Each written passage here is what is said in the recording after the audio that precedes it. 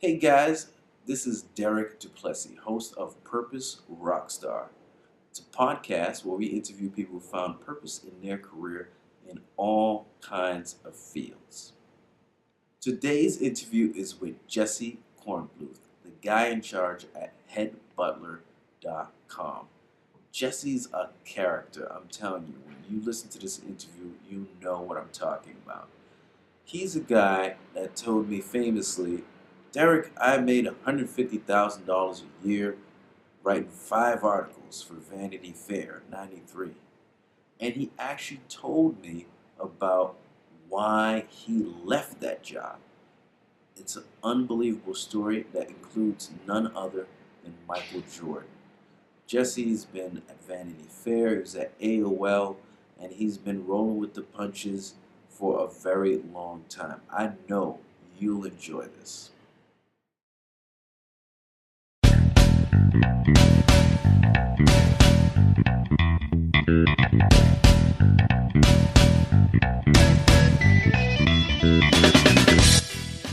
Welcome to the Purpose Rockstar Podcast, inspiring stories of people who found purpose in their careers 5 days a week. Unleash your inner rock star and tap into your highest purpose with your host, Derek Duplessis. Welcome to the Purpose Rockstar Podcast. I'm your host, Derek Duplessis, Executive Director of the Duplessis Foundation. We're helping inner city entrepreneurs to pursue their purpose by training them to run a successful business. This show is an extension of our mission to help you and people all over the world find purpose in their work. Let me tell you a little bit about today's guest. Today we chronicle the life and times of Jesse Kornbluth, the head butler. Jesse's a writer, critic, and author. He's written for Vanity Fair, Reader's Digest, The New Yorker, and many other publications. At headbutler.com, he's a personal concierge for your head. Jesse's seen a lot and done a lot. We go through his career, including the ups and the downs. Enjoy. Purpose Rockstars, let's do this. Jesse Kornbluth, are you ready to rock? Well, for about the last 2 months, I've been taking this Ayurvedic pill called Mental Clarity, and I have been just on rocket ships for about a month. Yeah, ready to rock? How do we slow me down? Beautiful. Well, I want to thank you for being a guest on the Purpose Rockstar podcast. You're quite a character, and I think we're going to have a lot of fun today. I'm having fun now. This is great. Excellent. My first Skype interview, my first Skype conversation, and they say old people can't learn things. Well, you're going to prove a whole bunch of people wrong. So we're going to get into your life, what you're doing now, and we're going to go into the fantastical lightning round. But before we do any of those things, what I'd love to do is get one of your favorite quotes, one of your big success quotes. I think life is very, very hard, and even people who look like they have it good are really suffering. And so I just say, play through, rise above it, don't quit. I'm a Russian Jew. They're hard to kill. My mother's 97. I call her Rasputin. You could shoot her, you could knife her, you could throw her in a river, and she would come up saying, there's always something else you can do. That's what I say. Beautiful.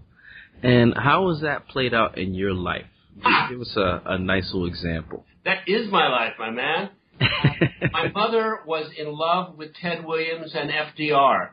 I think she was a little less in love with my father, who was perhaps not that lovable. And so her dream was that my brother and I would go to Groton, which is the prep school that FDR went to.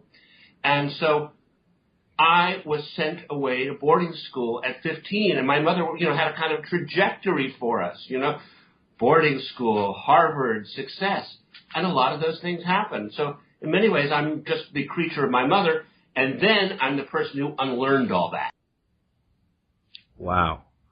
Well, let's get into and let's transition into your life. Take us from sort of the early beginnings and tell us a little bit about yourself and how you became the head butler.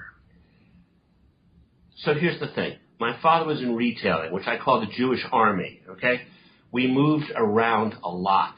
I mean, a lot. I think I went to 12 schools before I was 15. So what does that mean? It means every year, or sometimes twice a year, you have to go into a room with new people and seduce them, right? You need to make friends. And that forms your character at an early age. That's who you are. You're the guy who has that. I have that little Jesse bot that I can send out. And I can just, charm people. I can listen to them. I can give them what they need. It's not a terribly authentic person, but it is a person. And so that's who I was. And then at 8, I wasn't terribly athletic. I wasn't terribly musical. I couldn't play a guitar and get chicks. But at age 8, I wrote a book review about a Little League player for the Winston-Salem newspaper. And I discovered girls liked guys who could write. And so this was my way. This was my way because I've always been driven by two things. One, by I'm really good at writing, so I want to gravitate toward it. And it's hard, so I like that. And two, women. So women liked writing. I liked women and writing. It was very simple. Beautiful. And take us through, I guess, sort of the machinations. How did you get to the head butler? Well, head butler is a default, right? At a certain age, the words freelance writer are not a compliment, okay? You're supposed to be affiliated. And so here's Jesse Kornbluth, who goes to Milton Academy, right? Where the Kennedys went. I go to Harvard. I do it in 3 years. I do my first book while I'm at Harvard. I have a career in journalism, which is the New York Times, New York Magazine, Vanity Fair. I quit Vanity Fair in a huff, have to reinvent myself, get to the internet early, become the editorial director of America Online during the glory years. Okay, and then 2002, that all ends. So now I have no journalism career, and I have to rethink what I'm doing on the internet. And for a while, I just write my novel. And then for a while, my wife says, the internet is your mistress. Why aren't you sleeping with her? And I said, because I'm sleeping with your best friend. No, I didn't say that. I said, you're absolutely right. But did I want to go into a situation where there were 150 people around me and business models and, guys with MBAs who, are kind of like a Taliban and boring?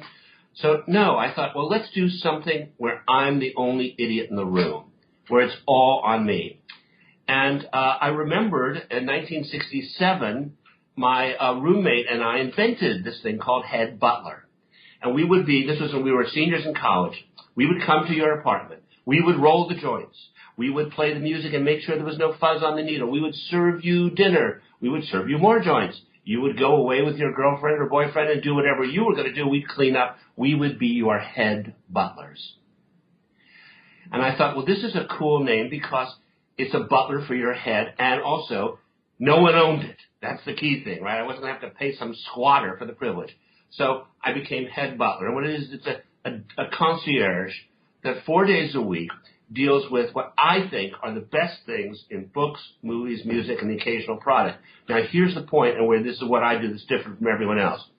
1, everything ever published, produced, released is available on the internet.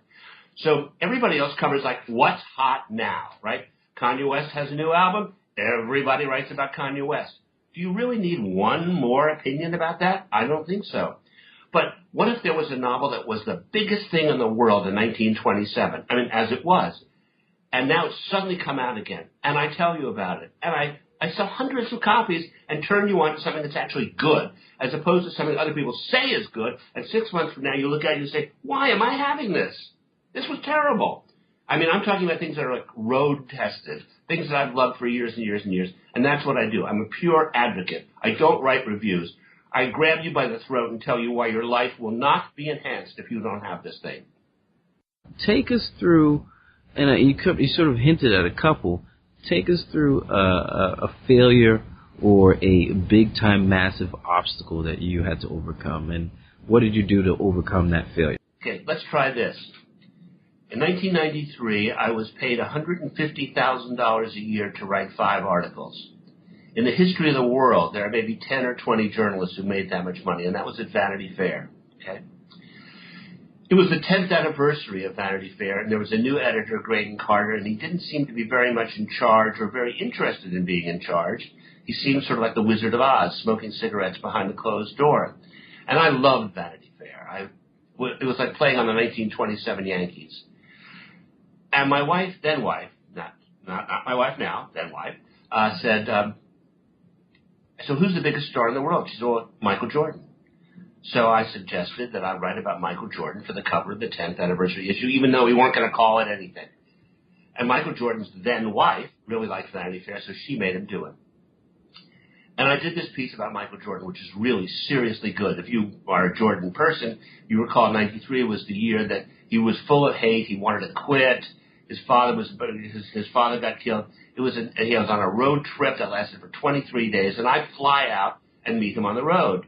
And the way people deal with Michael Jordan is they kiss his ass, right? I mean, he's the greatest. And the way he and I worked was, I came to work, and he would say, guess I'm a little late. Guess we're not going to get anything done. I said, well, no, we're going to get something done. I just had not gotten a chance to be nice to you. Here's the first question.